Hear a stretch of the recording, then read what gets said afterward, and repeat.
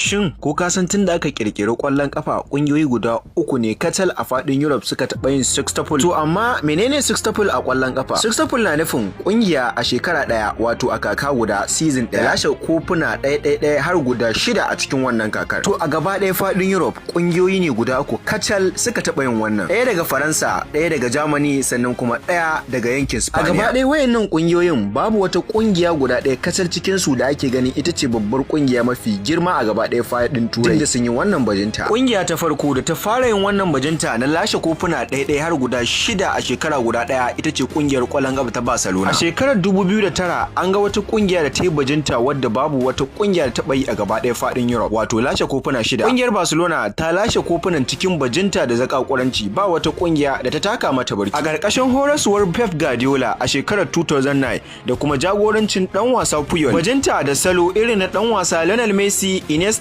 da kuma dan wasa Xavi Hernandez sun kai Barcelona ga nasarar lashe wayannan kofuna. Manya-manyan makullan lashe wannan kofuna sune yan wasa Thierry Henry, Eto'o, Lionel Messi, Xavi, Iniesta da kuma dan wasa Puyol. A shekara daya Barcelona ta karkare da lashe La Liga, Copa del Rey, Super Cup, Champions League, UEFA Super Cup da kuma FIFA Club World Cup. Bayan wannan nasara da Barcelona ta samu a shekarar 2009, babu wata kungiya da ta ƙara ƙoƙarin maimaita hakan sai da aka yi shekara ɗaya har guda 10. A shekarar 2019 zuwa 2020 shekarar Corona, ƙungiyar ƙwallon gaba ta Bayern Munich ta kunno kai ta lashe sextuple wato kofuna 6 ƙarƙashin mai horaswa Hansi Flick. Duk da matsalar Corona da aka samu amma bai hana ƙungiyar ƙwallon gaba ta Bayern Munich ba kamo tarihin Barcelona. A wannan shekarar ta 2019 zuwa 2020 ƙungiyar ƙwallon gaba ta Bayern Munich ta samu nasarar lashe Bundesliga, DFB Pokal, DFL Super Cup, UEFA Champions League, European Continental Title, UEFA Super Cup sannan kuma ta karkare da lashe FIFA Club World Cup. Tun bayan da Bayern Munich ta samu wannan gagarumar nasara,